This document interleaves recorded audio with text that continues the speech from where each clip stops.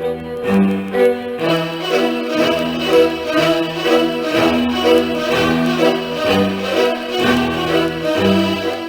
was a longer highlight reel than Leggett had his entire rookie season. And I mean, again, Rayshawn Jenkins, wash, bro. See what you're doing. Understand it. Anyway, though, yeah. The Packers have some guys that would probably do this too. That's why we're talking about them today. Let's get this thing going.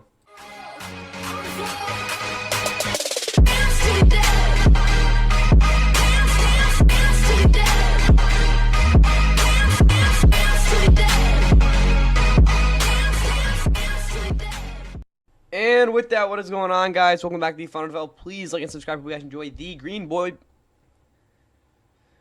Packers. I almost said boy, but I mean, they got some boys in this team. They've got some men on this team. They got some unks on this team too. It's a very interesting team for sure. Anyway, though, again, if you haven't watched past roster grades and you're just here for the Packers, well, yeah. The way this thing works is, again, go watch the Titans roster grades. That's the first one I did. Aura Farm, I think is the name of it, if I'm not mistaken. That's in the roster grade playlist. Again, 2025. Again, don't you watch a different one. That wouldn't be good. But anyway, like I was saying, again, there's different weights for each position. You multiply that by whatever this multiplier is. And then you get a number. You put that in there. That offense, there's a range. Oh, that's not good. We got to find the range. There we go. With the range. I don't want to screw this up. There we go. You got this, and then you have that for the defense, and then you get an overall grade after adding all the points up in these boxes. And after you do that, you get an overall value. There's a range for that as well, and that'll more or less put you in a tier. And again, 234 points is about average, so like a C grade. Outside of that, though, F is 0 points, which I don't know. Maybe you'll see that today. With that said, let's get this thing rolling with the Green Bay Packers quarterback, and that is, again, Jordan Love. Again, we all know about the fact they had Brett Favre, then they passed on Aaron Rodgers, now he's passed on to Jordan Love. It has now been 2 years with Jordan Love at the helm. He had a very crazy first year as a starter after, the first 3 years of his career not getting any playing time at all. 2020 not even recording a snap. 2021 getting one start, not looking awesome. 2022 playing garbage time against the Eagles, and that's about it. But last season, or 2 years ago, again, like I said, very crazy season. He had a really good back half of the schedule, again, as they made the playoffs, blew up the Cowboys, high point of his career up to this point. But since, he has not looked fantastic. Last year, the numbers weren't terrible, but at the same time, he had a lot of turnovers at points, and the efficiency maybe wasn't where you wanted it to. And there were times where he made some really bad reads, especially in that game against the Eagles, where he was detrimental to their hopes at winning that playoff game. With that said, though, again, despite them going 1-5 in the division, which we'll get to later, Jordan Love is still a quarterback that a lot of teams would love to have because of the upside with him. He has one of the best arms in football, and also there's just a lot of things with him that you just can't teach, and he's just got that despite, fact his footwork's spotty, he can work with that. And the fact that he doesn't always read out defenses the way you'd like. But again, still, crazy high upside quarterback. Malik Willis, he started 2 games with this team last year after his career actually, 2-3 games, something like that. After his career doomed with Titans, where he looked awful in 2022 when he got chances in 2023, really didn't play much. It's like their 5th string quarterback or something like that.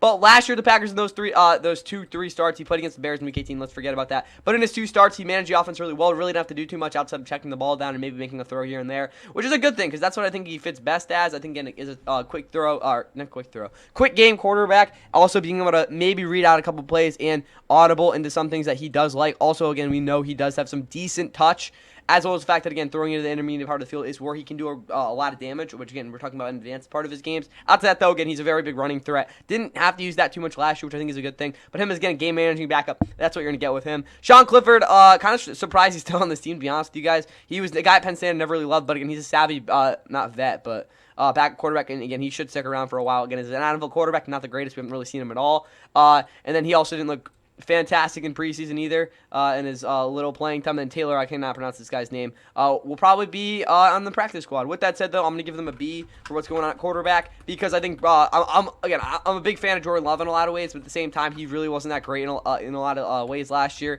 especially in those big games. That will hurt them in the future for sure. I need to see him definitely take a step up, but at the same time, he's put up some pretty solid numbers. He looked pretty good on film in a lot of ways, and again, some of the throws he makes, really only 2 or 3 other guys in the NFL can make. So, that's got to be said for that. Anyway, though, that's all I got for that. let's look at these skill positions. Starting out with running back, as we always do, the Packers are trying out one of the best in football, and Josh Jacobs, who just had the best year of his career. I don't care what he did in 2022. The efficiency, I mean, it was close to 2022, but still, that season he had with the Packers last year was unbelievable. On 301 carries, he was so good. He got in the end zone a lot, even though, again, he's not really much of a big play threat in a lot of ways. He was very great downhill. Yards after contact per attempt were very, very good. He broke a lot of tackles, and just that burst, which we didn't see at all in 2023, was there. Even as receiver uses that, he was definitely a plus player as well. So a lot of good things with Josh Jacobs. We all know he's more of a power back in a lot of ways. And again, even now at 27, getting at least 200 carries in every year of his career, he is a guy that you really want to get him the football. Like, he is the centerpiece of this offense in a lot of ways, which is a good thing because when this offense was working last year, he was the reason for it. Emmanuel Wilson, outside of an amazing preseason game against the Bengals, I haven't really seen that sort of just high upside, big playability, but at the same time, he's a very consistent runner for them last year on 100 carries. Again, decent sample size, all things said. As a pass protector, he is very developed, which I kind of weird to say with him considering he really hasn't gotten too many reps. But overall, he's a guy you're going to want as a backup. Definitely a lot better than A.J. Dillon and you're going to get with him. And speaking of that, where is A.J. Dillon? I know that's like kind of a casual thing to say, but like I have no idea where he's at. Oh, he went to the Eagles. Yeah, he won't get much playing time. Anyway, though, I don't know, maybe. Marshawn Lloyd. To be completely honest with you guys, I care less about this dude. He wasn't a guy that I was too stoked to see taking in the third round, much less for a guy who I don't really think will ever be much more than maybe a power back goal line guy.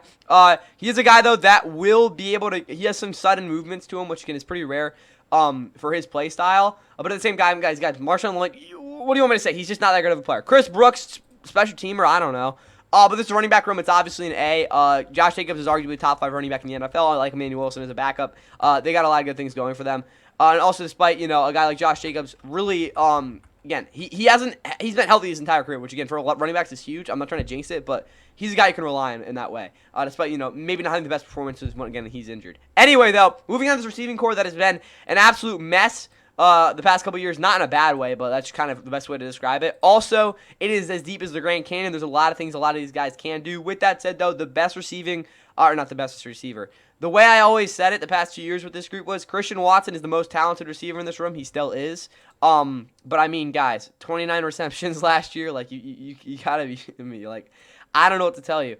He can't stay healthy either. That's the biggest thing with him. Either way, though, again, he's still a raw prospect, really, or not prospect, player. He's not a prospect at this point in his career. He's got a lot of work to do. I don't really think he's developed really where you wanted him to. At times, he creates separation, but on a down-to-down basis, his route running is not where it needs to be. With that said, though, Jayden Reed, I said, is probably overall the best playmaker in this offense.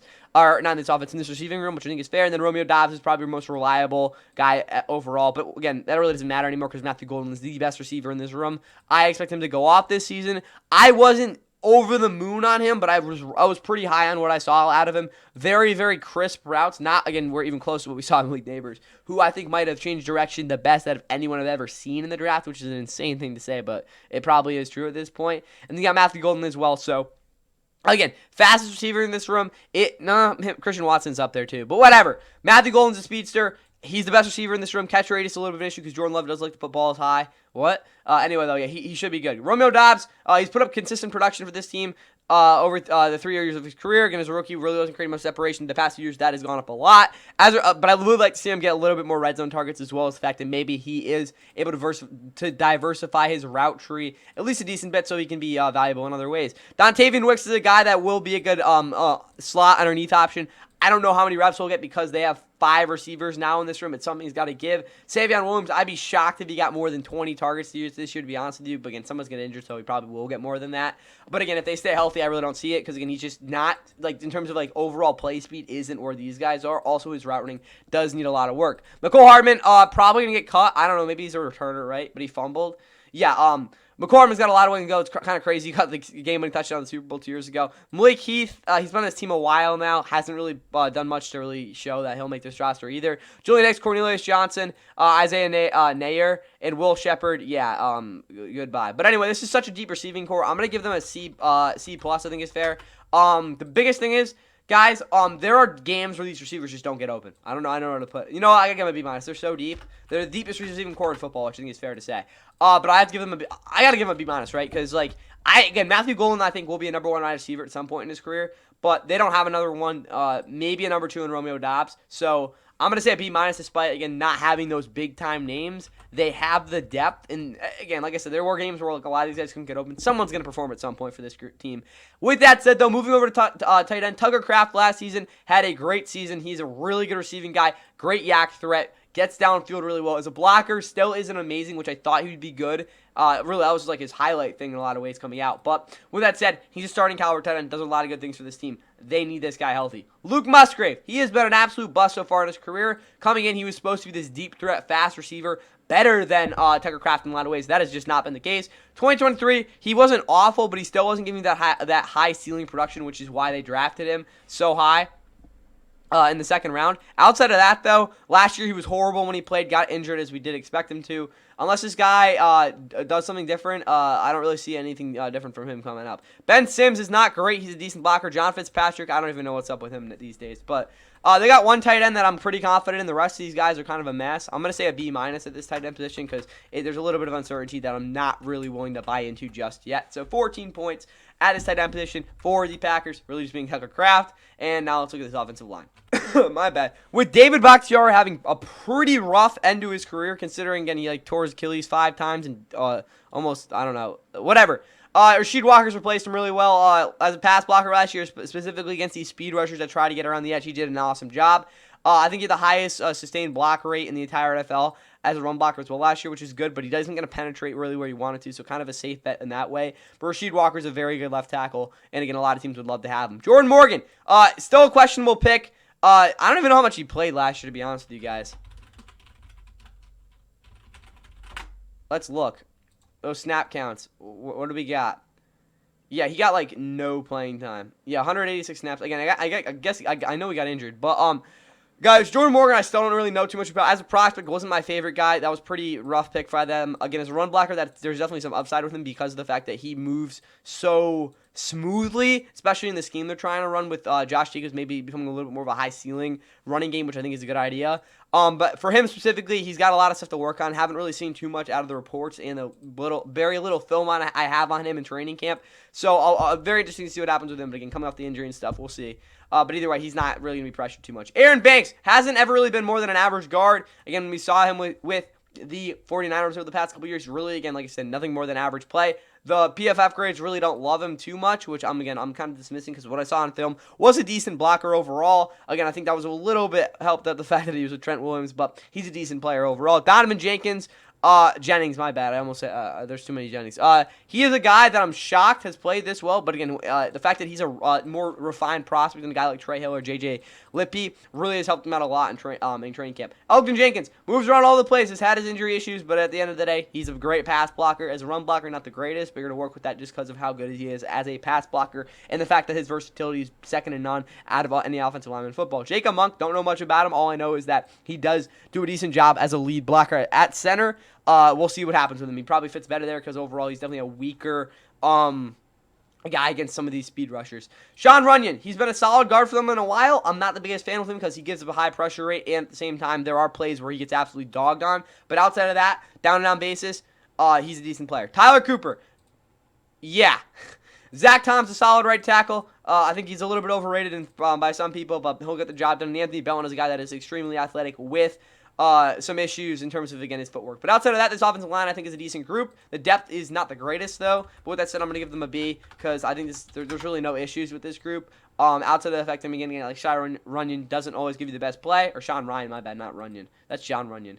Zach Tom, again, he's a solid player. Rasheed Walker, Elgton Jenkins are definitely the premier guys in this group, though. So I'm going to say a B. That might be a little bit underrated on them, but I'm going to stick at a B for them. And we add that up there. It's 30 points plus 21, 33, 40, 124 points for this offense. That will put them in the B plus tier. No, it's the B tier. I'm going to say a B plus. No, we're going to say a B. This offense had their struggles last year for sure. There were times where they were very, very good, though. So somewhere in the middle there to B. It's a solid offense.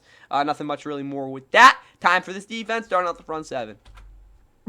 My bad. Anyway, though, the Packers front seven is, again, a 4-3, so I guess we'll just go through this D-line.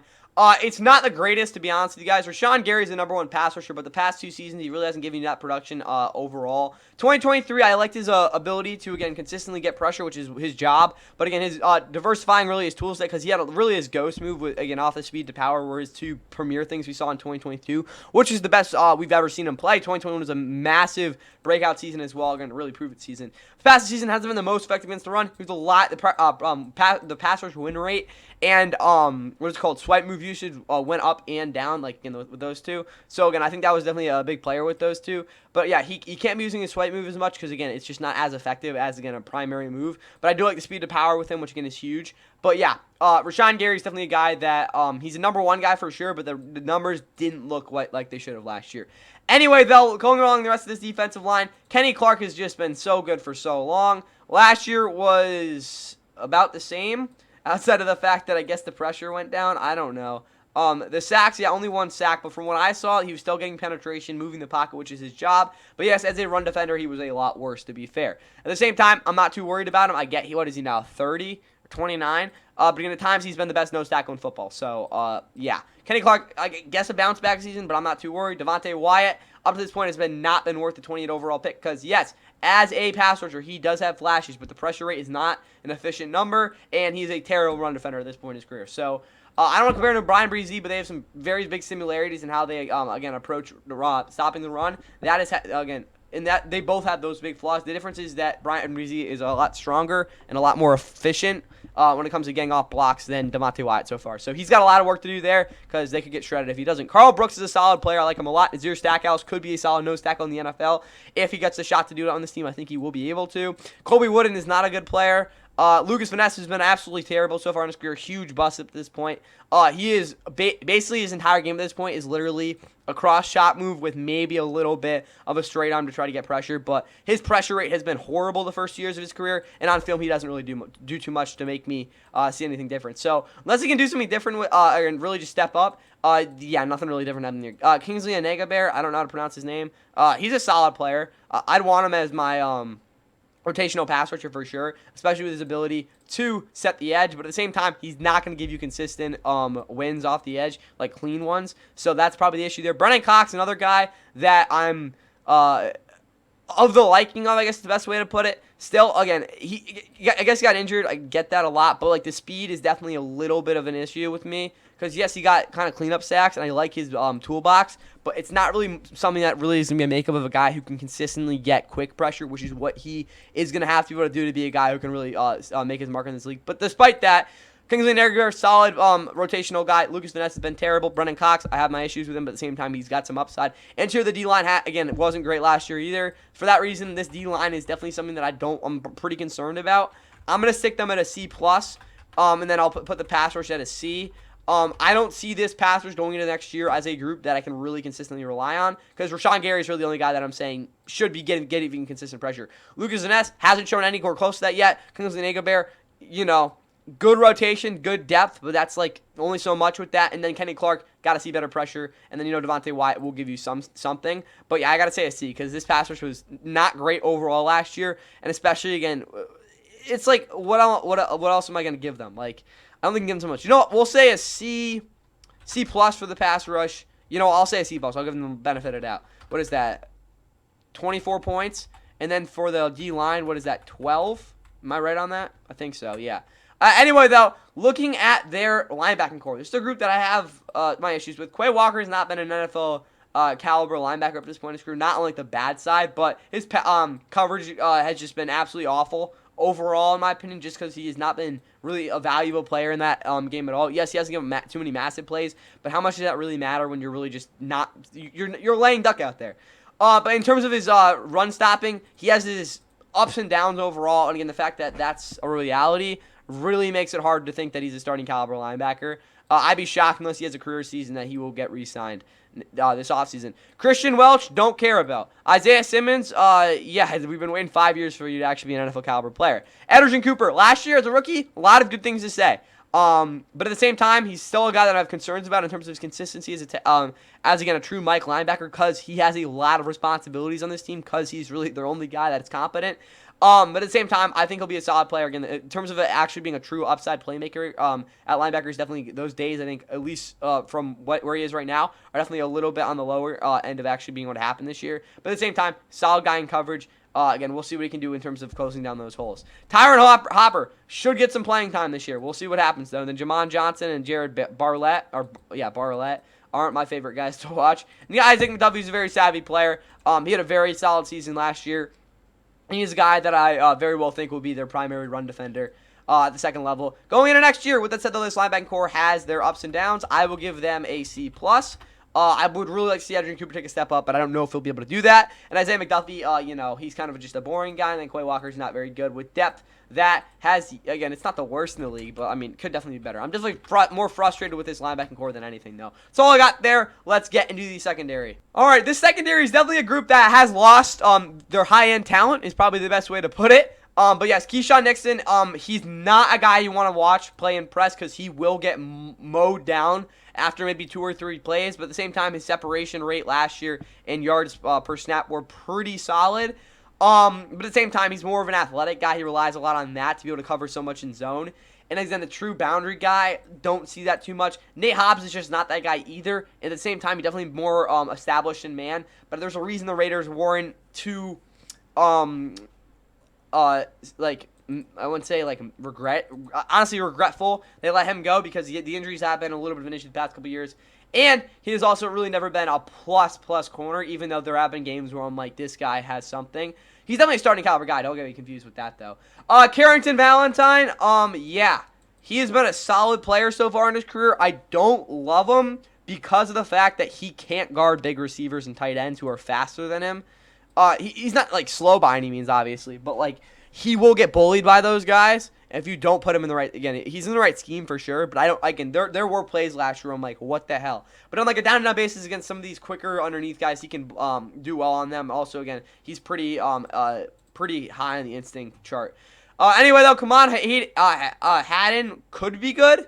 Will he? I don't know. Micah Robinson, Jonathan Baldwin haven't done enough for me so far to them actually making the roster. Bo Melton, former receiver, is now moving to cornerback.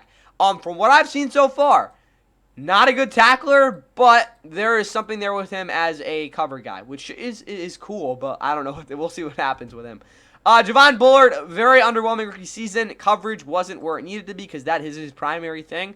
And also as a run defender, he got bullied. So, yeah. Anyway, though, outside of that, this cornerback room is not the best. I'll probably give them a C. I'll give them a C+. Because I think, yes, Carrington Valentine has issues. Nate Hobbs, again, is a starting caliber guy. Keyshawn Nixon, all things said, is a starting caliber guy. Their depth is questionable, but again, it's not the worst cornerback room by any means. 12 points I think is fair. But again, there's definitely some experience and lacking of high-end play from these guys. With that said, though, looking at safety, Evan Williams was as good as I could have hoped for last year. They put him in the box a lot. He did his thing as a free roamer. The instincts went crazy. He was a huge part of this defense last year, and don't expect anything different from him this year. Again, very, very, my ceiling for him was what happened last year in a lot of ways. Omar Brown, Zane Anderson are both reliable players. Omar, more to the fact that there's uncertainty with him, but I think there is definitely something there. And then Xavier McKinney, who's one of the best safeties in football. He has the best eyes out of any safety, not the instincts, but just reading things out of any safety in the NFL. And again, his tremendous physical ability, as well as the fact that he's a physical player in general, is going to help him out a lot. But yeah, he's one of the best safeties in football. So the safety room, I really like a lot. I'm going to give them an A-. Really, the only reason it's not higher is because the depth isn't maybe the best, and then Evan Williams still has developing to do. But at the same time, this is one of the best safety rooms. I wouldn't say best, but one of the higher ones I'm on. So that's going to come out to 30 points, and then when we put that together, that's going to be 30 plus 24 plus 30 plus 12, and they're going to get 96 points on this defense, and that is going to put them in the C+ tier, which is where they belong, because they're really just an average-ish to above-average group with a lot of issues that I hope they solve. And are ready to go this season. With that said, though, it's time for some special teams and other stuff. And after, Max Crosby kind of had his end with this team, they went out to Anders Carlson last year, and he kind of wrecked their season, if we're going to be honest. So they go to Brandon McManus, or 2 years ago. Last season, he did a good job for them. He's their kicker this year. He's a good vet. Again, he was the longest active Bronco before they cut him in, what was it, 2023, something like that. Daniel Woolman's a solid punter. Jaden Reed's a good punt returner. Keyshawn Nixon is one of the best kick returners in football. Matt Orzik is a really good long snapper. This special teams unit, I think, is very, very good. They've had their big woes in the past, but I expect a very, very solid play from this year. Anyway, though, depth time. Quarterback depth, I'd give that a B because I think Malik Willis can operate this offense pretty well. Running back depth, I'd give that a C+. Receiver depth is absolutely an A+. I mean, you can put anyone out here. What is that now? I'd probably say we're at a B+ so far for depth. Tight end depth is probably a D+. What is that now? What are we going to do now? Down to a B-. O-line depth, I'd give a C, so we're probably still at a B-.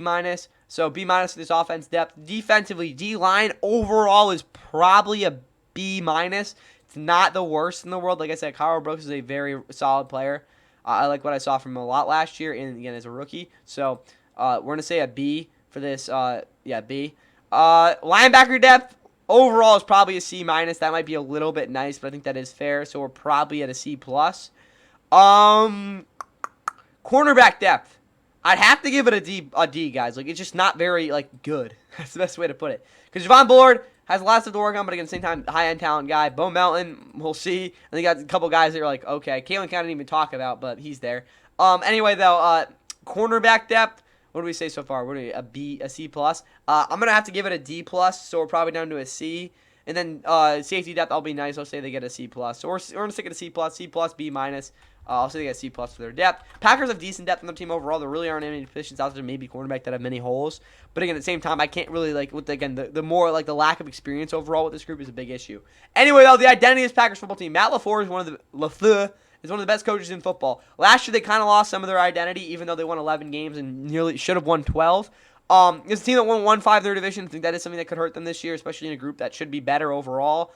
With that said, though, this defense has a lot of stuff to work on, but they've looked a lot better. Not a lot better. Night and day better than what we saw at the end of 2023, which was huge. But is this team that can actually go super far? I don't know, but I do think that Matt LaFleur will put them in a spot to be consistent and not lose to teams that are lesser than them. With that said, though, I'm going to say a B for their identity. I like where they are at. But at the same time, there's like, how much can they actually do this year sort of thing. Anyway, though, that's what I got there. See what the overall roster grade is now. And if we math this out, what is it? 96 plus 9 plus 24 plus 40 plus, what is that, 124. And we get the 293 points for this Packers roster. That will put them in the B tier, which is where they go. Or, no, B grade. This is a pretty solid roster overall. I don't have many complaints about it outside of the fact that this defense really doesn't have a position outside of safety where I'm like, that's a group that's going to be a big issue. They're big, which is good, but how big can they get before their coverage kind of falls off a cliff? Xavier McKinney, Evan Williams in a lot of ways, held the fort down last year, as well as Jair Alexander when he's on the field. Many people are like, what the heck? No, he didn't. He did. Packers fans know about that. And then offensively, don't blow up and you should be fine. I don't know. It's a more talented part of this team for sure. But I get to a B grade. It's a solid roster. Maybe not as good as it was in a lot of ways last year. But at the same time, they'll do a lot of good things. Some guys need some bounce-back seasons. Some guys I don't like, especially Xavier McKinney, probably won't see the same play, but we'll have to wait and see for that. And we got a B for their overall grade. And, yeah, see some Packers players. We go through tier week next week. And, oh, yeah, here's the next team. Recovered in the end zone, 20, it goes back, 1st and 10 to a Tagovailoa. Armstead the block, and he's going deep. He's trying to for race.